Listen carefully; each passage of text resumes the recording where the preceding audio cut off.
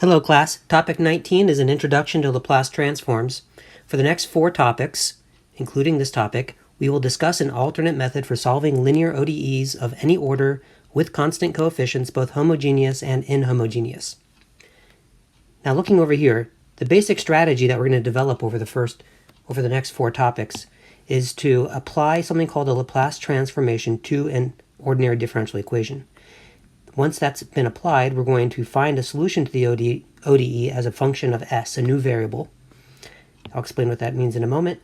And then the third step will be to reverse the Laplace transform to express the solution as a function of t, assuming t is the original independent variable of the ODE.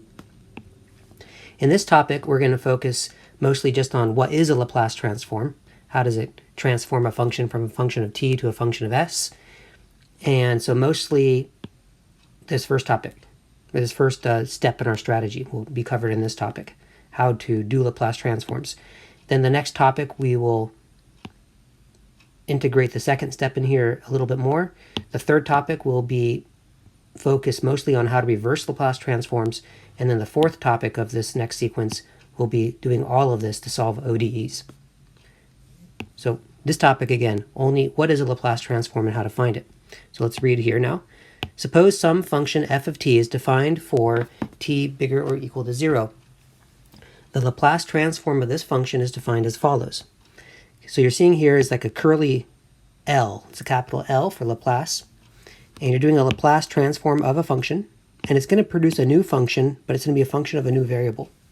And we'll use capital letters to represent the result of a Laplace transformation of a function of t, turned into a capital F of s. And the transformation is defined as follows. So you take the function f of t, you make it part of an integrand. You also multiply by e to the negative st, and you integrate over an improper integral from 0 to infinity. And you get a value out of this. If you get a value out of this, then this capital F function is defined for that s value. Now let me show you using GeoGebra what exactly is going on here. So I've typed in the integral from 0 to 10 to the 7th. Now, Desmos does not handle infinity as an upper limit. It can't do an improper integral. Wolfram could, but we're using Desmos. So I just put 10 to the 7th as my upper limit. It's good enough to illustrate the idea of what's happening here. Then I typed in a function 2 plus t, and I multiplied that by e to the negative st, and then I created a slider for s. When s is 0, you have e to the 0, which is 1, so you're really just integrating 2 plus t over an infinite interval. And 2 plus t, as depicted in the right, is a growing linear function. You can expect the amount of area underneath this function from 0 to infinity will also be infinity. Now Desmos is giving me an answer here. That's simply because I've stopped at 10 to the 7. I have a finite interval, therefore I'm going to get a finite answer out of this. But in reality, 0 to infinity of 2 plus t dt, when s is 0, will give you infinity. If s is negative, let me drag the slider left, then we get even more divergent improper integrals. There's going to be an infinite amount of area under this curve as we integrate from 0 to infinity. But if s goes past 0, notice what happens, what multiplying the line 2 plus t times e to a negative s times t, where s is positive, it has the effect of taming, if you will, the function and bringing it back down to 0 like an asymptote. And now we have potential for convergence of an improper integral. So the amount of green area that we see here from 0 to infinity is approximately 7.33. Now I say approximately because this integral is actually stopping at 10 to the 7th. It's not going to infinity. But as s changes, we get slightly different shapes. And so hence we get slightly different areas. Look at the value of the integral as s increases. It seems to be decreasing itself, but it's certainly changing. So the amount of green area here is a function of what s is. It's a function of s. You tell me s and then you get a different area. And this is what is happening in this transformation. So find the Laplace transform of f of t equals 2 plus t. So that was what was depicted over in Desmos. And to do that, one way of denoting that we're doing a Laplace transform is to do this curly L, parentheses, and then put the function's rule inside the parentheses. This means find the Laplace transform of 2 plus t. And it's going to produce a function of s for us, a capital F of s. And it's going to be an integral from 0 to infinity of f of t, which is 2 plus t, times e to the negative st dt. Okay, now to finish this integral, I'm going to use integration by parts, and I will use the table method for doing that.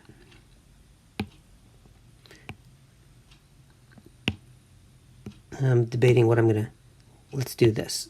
I'm going to move that right there and put the table method right here next to this. So we have a differentiate column and integrate column. We do a little table here.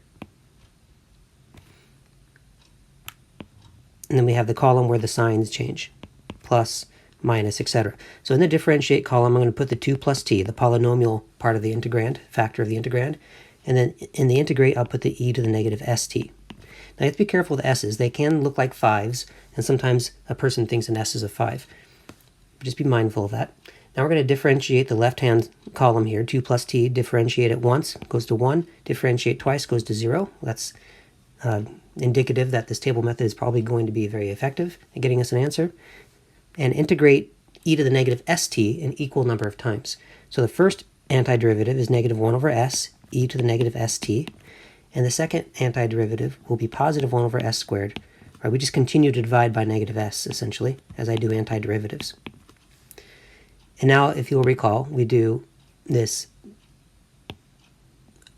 alignment this way. Let me circle instead of highlight. So we're going to multiply these 3 components. So a positive times a 2 plus t times a negative 1 over s, e to the negative st. That'll be the first product of my integral. Then we're going to do this diagonal alignment, multiply those things. And technically I do a third diagonal alignment. I integrate a 0 with a plus there technically. But when you integrate 0 to stop the table method, you get a constant, which is the constant of integration. So we don't need to really do that part. Okay, so after applying the table method, we get an antiderivative here of negative 2 plus t all over s, right, times e to the negative st,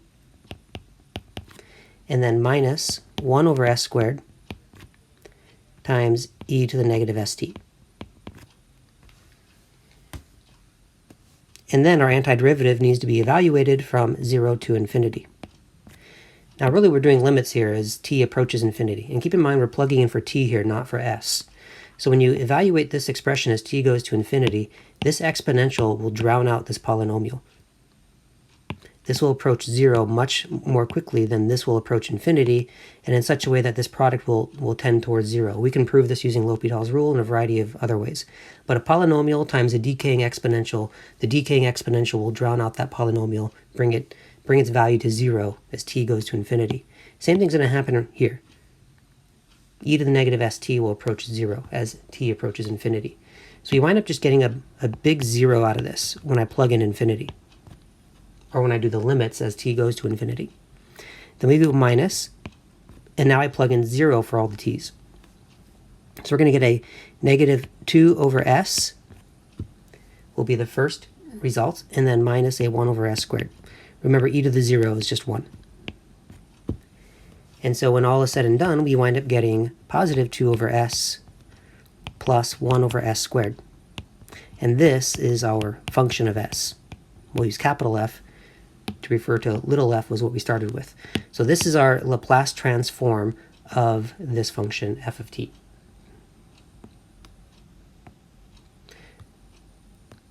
Okay, the rest of the slides are really just practicing doing this. So find the Laplace transform of the given function, then generalize the result. So now we have a function that is t squared, so we want to do the Laplace transform of t squared, or sorry, t cubed. That's defined to be an integral from 0 to infinity of t cubed times e to the negative st dt. And to finish this antiderivative, we'll do the table method again. So differentiate column and integrate column.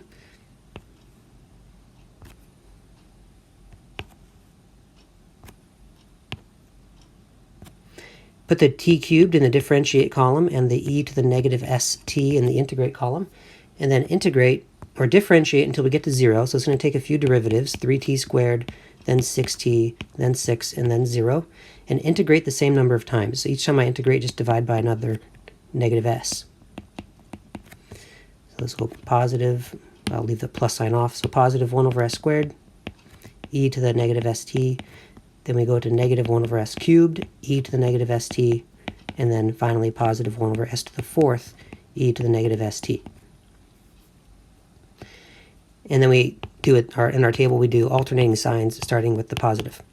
Now we only have to do the diagonal alignments. So we're going to multiply these, then those, and we're going to finish by this final product right there.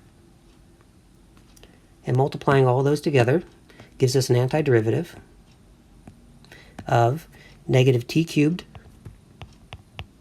over s. And I'm going to go ahead and, just to save space, I'm going to factor out the e to the negative st, because it's going to be present in every single term. So the next term is going to be negative 3t squared times 1 over s cubed. So negative 3t squared over s cubed, over s squared, sorry, not s cubed.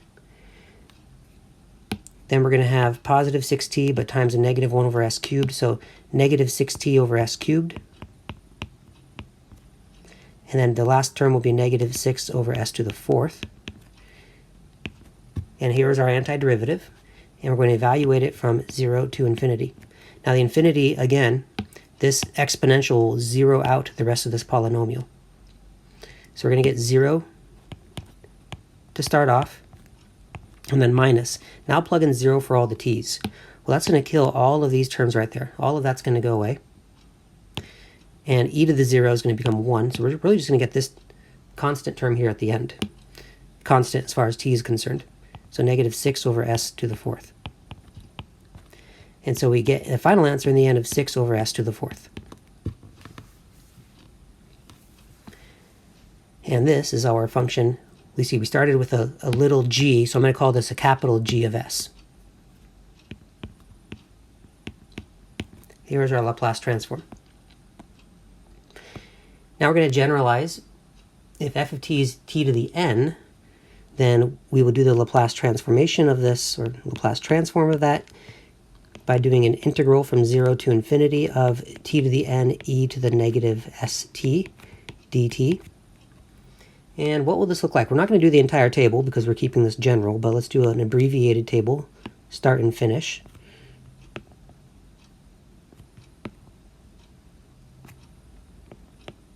Okay, we'll put the polynomial t to the n here and the e to the negative st here. And if we differentiate t to the n enough times, the constant before we get to 0 will be n factorial. Remember, n factorial means n times n minus 1 times n minus 2. Notice that happened right here as well. We got to 3 factorial, which is 6, before we got to 0 at the end of the table. And you can see why that's going to be the case, right? Because the first coefficient is going to be the 3 that drops down. Then the 3 will be multiplied by the 2, and then they'll be multiplied by a 1. So when you just keep doing the power rule, you get a factorial coefficient as the second to last step. Then there will be a 0 to finish it off. Now what will the signs be? Well, it kind of depends on where we ended. If the power was odd, like t cubed, we ended on a negative as the second to last sign. So we're going to have effectively a negative 1 raised to the, if n was odd, we wanted that to be negative. So raised to the n should do the trick.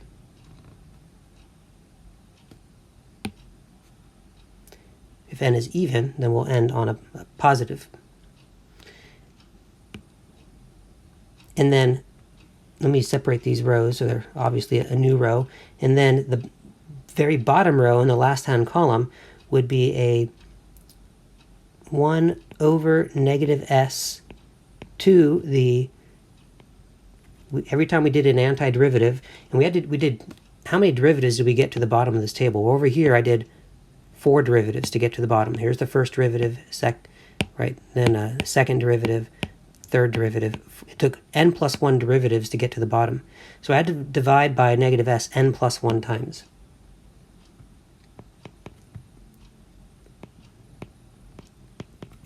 And all that really matters in the end was what this final product was.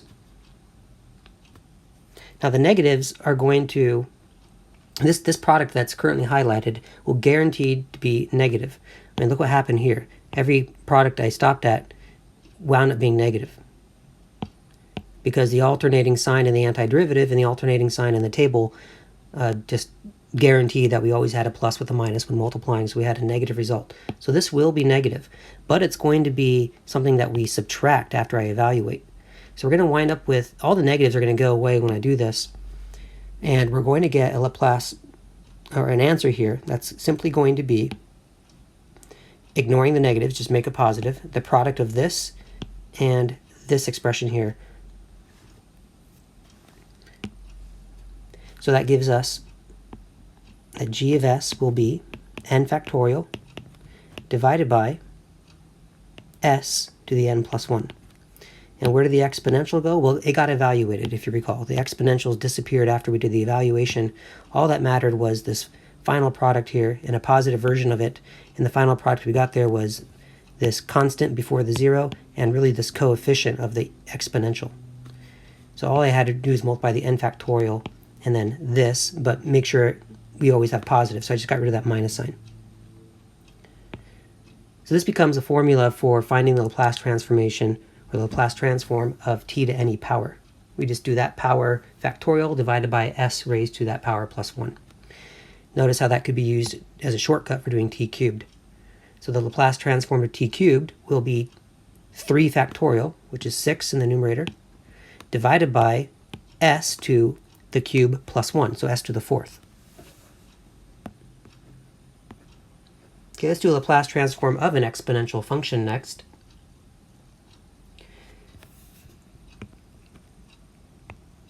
Laplace transform of e to the 2t will be equal to an improper integral from 0 to infinity of e to the 2t times e to the negative st dt. Now we're going to integrate this one here by actually combining the exponentials together first and writing this as e to the 2 minus s and then factor the t out.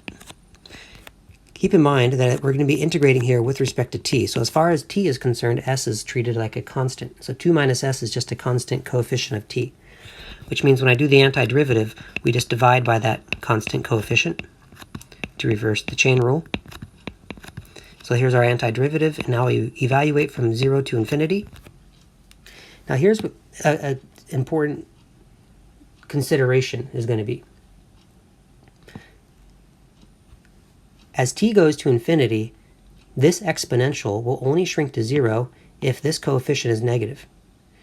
If this coefficient is positive, for example, what if s was 1? Then this would read e to the 1t, and e to the t does not shrink to 0 as t goes to infinity. We would get an infinite answer here, hence an undefined function of s. So we need this currently highlighted coefficient to be negative.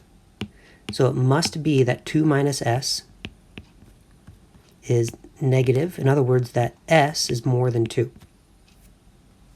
And if that's true, so if this is true, then we can proceed with this problem. Because this coefficient will be negative, therefore e to the negative infinity, as t goes to infinity, we'll have e to the negative infinity, that'll approach 0. So we'll get 0 for evaluation at infinity, and then minus, now plug in 0 for all the t's. And of course here we're just going to get e to the 0 there, that's going to be a 1. So we just get this 1 over 2 minus s. Now we can distribute that negative across there and write this instead as 1 over s minus 2. And this was true if for choices of s more than 2. This becomes sort of an implied domain of our Laplace transform function. And what letter are we using here? H. So we would call this one here capital H of s. This is our function of s.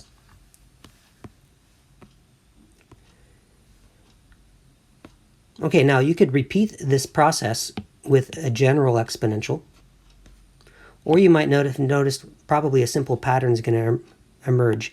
If this had been e to the 3t, track down, this would have been a 3, this would have been an s more than 3, this would have been a 3 right there, and this would have been 1 over s minus 3.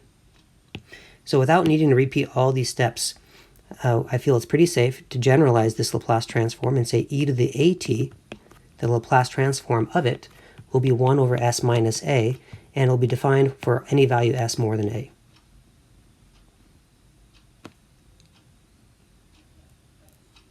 So we can use this as a shortcut. If I say, if I ask what is the Laplace transform of e to the negative 5t, right, you can just treat a as negative 5, and you would get 1 over s minus a, s minus negative 5, so s plus 5, and this would be true for s more than negative 5. Right, so this is how this gets applied. Eventually we're going to construct a table that summarizes all of these formulas that we're developing here. Find the Laplace transform of the given function, then generalize the result.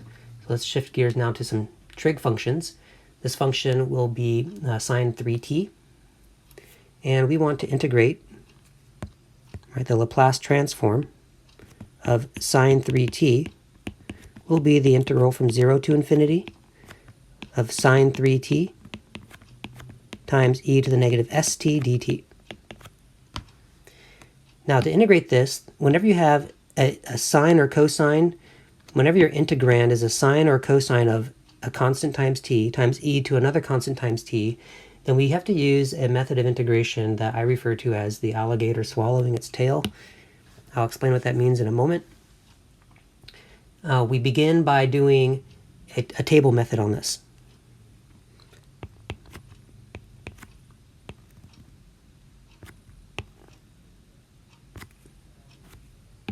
And let me widen this table slightly so I can fit the entries I want to fit in there. Okay, in the differentiate column, I'm going to put, it really doesn't matter which function we put in there, the exponential or the trig. I'm going to go ahead and put the trig function in here, so the sine 3t. And in the integrate column, I'll put the e to the negative st.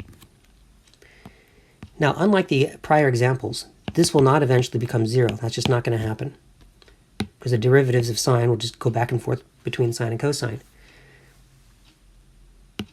So we're going to use a certain strategy here. I'm going to differentiate twice. I'm going to create 2 new rows, and we're going to see what happens when I do that. So the first derivative of sine 3t is 3 cosine 3t, and the next derivative will be negative 9 sine 3t.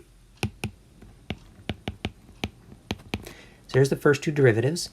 Do the same number of antiderivatives of sine of e to the negative st. So the first antiderivative will be negative 1 over s e to the negative st, and then positive 1 over s squared e to the negative st. Then we have plus, minus, plus. Now I can't just do the 2 diagonal products and say we're done, because our horizontal product still has to happen. The table method, you have to do the horizontal product. The only difference here versus these last examples was that the final horizontal product was 0, because a 0 was involved, which is super convenient. And when you integrate that 0, you just get the constant of integration, which you don't need to worry about putting when you're doing a definite integral. So when you get a non-zero entry down there at the bottom of the table, you actually have to do this final integral. So let's see what happens. The first integral is considered finished. Or sorry, the first diagonal product, I should say. So this product right here, that's considered done. The next diagonal product is considered done, so those are integrated. But then we have to integrate the bottom row as well. So then the result of our integral becomes, looking at the red, we have negative 1 over s times the sine of 3t times the e to the negative st. And I'm going to rearrange this so it doesn't look as confusing. I'm going to put the sign after the exponential and write it like this. The next term will be minus 3 over s squared e to the negative st cosine of 3t. Okay, and now the green has to be integrated. The horizontal product at the end of the table must be integrated still, so we have to do minus, and I'll factor the 9 over s squared out. Remember, s is considered a constant as far as integration is concerned. And so we have our integral of e to the negative st, e to the negative st times sine 3t. So this is as far as we can get with this using our table method. But notice that the integral over here is really just a multiple of the original integral.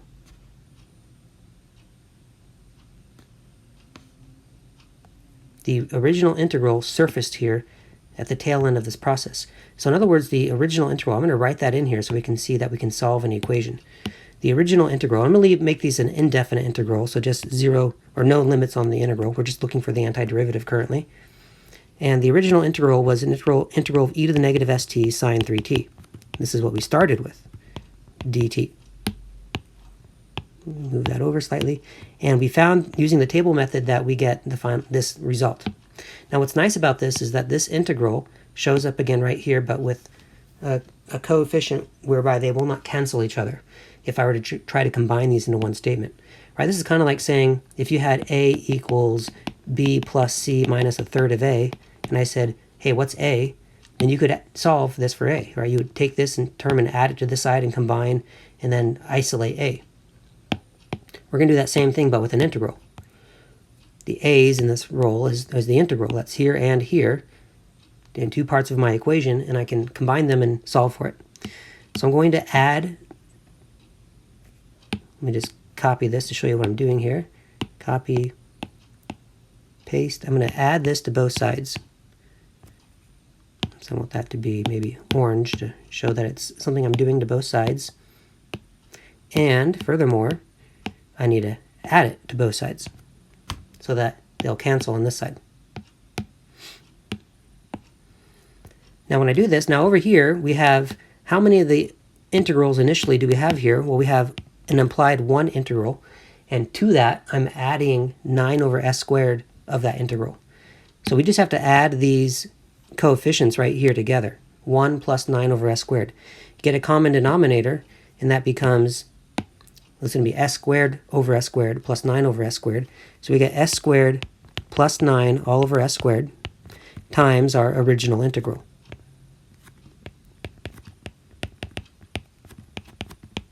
And this is going to be equal to these two terms. Let me just copy that. Oops.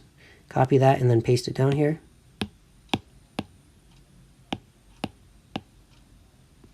Okay, so here's where we're at right now. Keep in mind, I'm trying to solve for this integral right here, so I'm going to multiply both sides by the reciprocal of this coefficient. So in other words, I'm going to multiply the entire equation. Let's do this in pink. Multiply this entire statement here by s squared over s squared plus 9. And that will have the effect of getting a 1 coefficient over here, hence I will have solved for this integral. So let's bring that down next.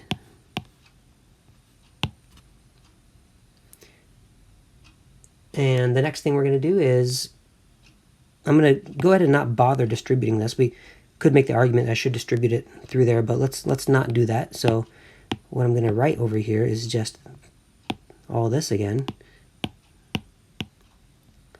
Let's make it in black now, and also put, let's see, opening set of brackets here. And then we're going to evaluate this from 0 to infinity. Let's go back to the context that this was an improper integral, so 0 to infinity. Okay, now we're in a position to see what we get. Well, when I try to plug in infinity for t, these exponentials here and here are going to zero out all the stuff in here. Because an exponential, decaying exponential times a bounded trig function will certainly zero out as t goes to infinity. So these will become 0, making all of this will be 0 when t goes to infinity. Now we want to plug 0 in for all the t's. Well, the zeros go in for the t's here, and the sine of 0 is 0, so this will zero out. E to the 0 is 1, cosine of 0 is 1. So we're really just going to get this coefficient right here, which is negative 3 over s squared, but then also times this constant here, so times s squared over s squared plus 9. So the negatives will cancel, the s squares will cancel, and in the end we're just going to get a 3 over s squared plus 9.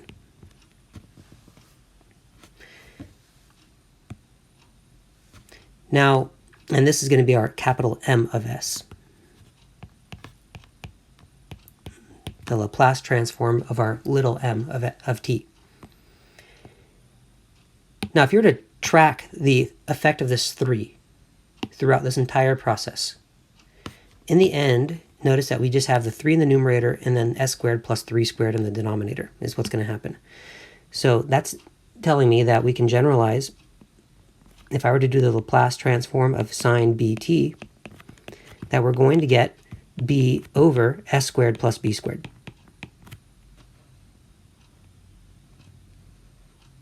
Okay, this will eventually become something that we're going to put in a table for us to use down the road. How to do a Laplace transform of sine of a constant times t. And now we're going to do the cosine of 5t. This one's going to be fairly similar to the sine as far as the method that we just used of integration. And let me point out why I call this the alligator is swallowing its tail. I mentioned that phrase, but didn't explain why. If you were to draw an alligator over this, and let's say that this is the head of the alligator, and then you have a couple arms, and then you have the tail. Right, so here's his eyes. So there's our alligator. And the alligator swallowing its tail simply means that the far end of this equation winds up being I should look up here actually. The tail of this statement winds up being a repetition of the head of the alligator. And so the tail gets, effectively added to the head of the alligator. So it's like the alligator swallowed its tail. And that's something I say when this phenomenon happens for finding an indefinite integral. We're finding an antiderivative. Anyway, the alligator is going to swallow its tail on this one as well. So our Laplace transformation of cosine 5t will be an integral from 0 to infinity of e to the negative st times cosine 5t dt. We're going to begin with a table. So differentiate and integrate columns.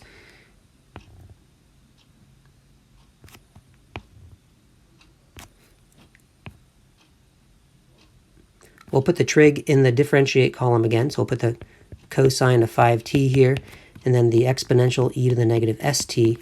This is where s's and 5s really get problematic. So just be careful that when I write an s, that it's an s and not a 5, and you're thinking, this can look like negative 5t very easily. That's an st. And now we'll do a derivative. First derivative will be negative 5 sine 5t, and then the next derivative will be negative 25 cosine 5t. First antiderivative will be negative 1 over s e to the negative st, and the next one will be 1 over s squared e to the negative st. And then we're going to have plus, minus, plus. And let's give ourselves a little bit of room here. No, this is good enough. I'm not going to deal with that.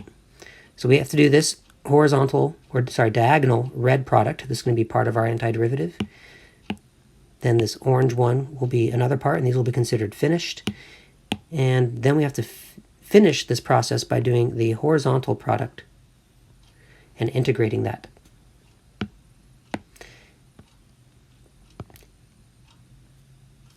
Okay, so the original integral, just make it in terms of an indefinite integral, was e to the negative st cosine 5t. And according to this table method, we found that the antiderivative will be, and as if it's okay, I'm going to go ahead and, out of the first two terms anyway, just factor out the exponential. So it's going to be negative 1 over s times cosine 5t, and then plus 5 over s squared times sine 5t.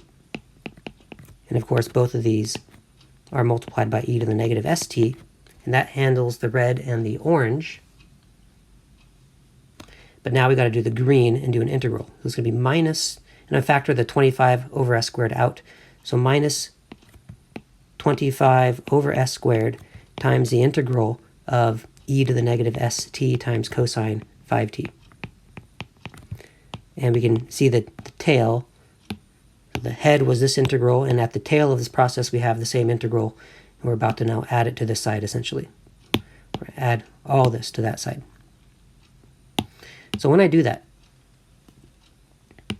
Let's go ahead and indicate that we're going to do that officially in our notes, just so it can be very confusing what happens in the next step unless you are very clear about what you did. Okay, so we're going to add this to both sides of the equation. Keep in mind there was already a 1 of these integrals, so we have to add 1 plus 25 over s squared. That's going to give me a total of s squared plus 25 all over s squared times the original integral e to the negative 5, not 5, see I already did the mistake, that's an st, not a 5t, st times cosine 5t dt is equal to, and then we just simply get this side right here alone. And then of course the final step would be to, so I'm going to do a lot of copying and pasting here, multiply both sides by the reciprocal of this coefficient, so let's move it away from that side, and put the reciprocal of that coefficient on this side, so s squared over s squared plus 25. So here's our antiderivative, and now we're going to evaluate it from 0 to infinity. So let's make this a definite integral, an improper integral. Put our evaluation line over here, 0 to infinity. Again, the infinity being plugged in, the t approaching infinity to that exponential is going to zero out all of this. So we'll again get a 0 to begin with, and then minus. And now let's plug 0 in for all the t's. Well, this part here will zero out. This will be a 1. That will be a 1. So we're just going to get a negative 1 over s times an s squared over s squared plus 25.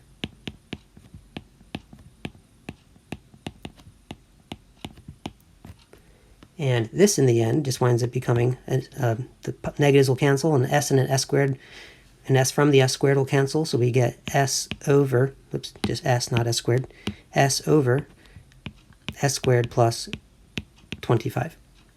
And that's an s up top, not 5. And this was n, so this will be a capital N of s. Now, if you're to track the effect of the 5 through here, you would see that in the end, it would just, your answer would just turn out to be s over s squared plus that 5 squared. So if I'm doing a Laplace transform of cosine bt, so in this case here, the Laplace transform n capital N of s would be s over s squared plus b squared.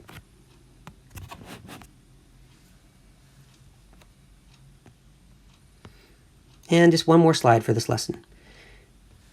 The interesting thing about these Laplace transforms is that they can be applied to piecewise defined functions as well, which is going to open up a whole bunch of possibilities for using Laplace transforms as solving tools of ODEs that involve piecewise defined functions. So this is using y now, y of t, so let's go ahead and just go straight to capital Y of s will be our Laplace transform. It's going to be an integral of little y of t times e to the negative st dt from 0 to infinity. But this little y of t takes on two different rules depending on what t is. And so we can do an integral over 0 to 2, where little y of t is 3t, and then finish the integral from 2 to infinity, where little y of t becomes 0. So we just break up the integral into two integrals. Integrate 0 to 2, where little y of t is just 3t. It's not 2t, but 3t. E to the negative st dt. And then add to that the integral from 2 to infinity, where we switch little y of t to the new rule. So we're going to be integrating 0, e to the negative st dt. So when you integrate 0 over, when you do a definite integral of 0, that just becomes 0. So that's going to go away in this case. Of course, if that was something other than 0, then you'd want to finish this integral. But in this case, this integral here is going to 0 out because that was a 0 there. So now we just have to finish this integral right here.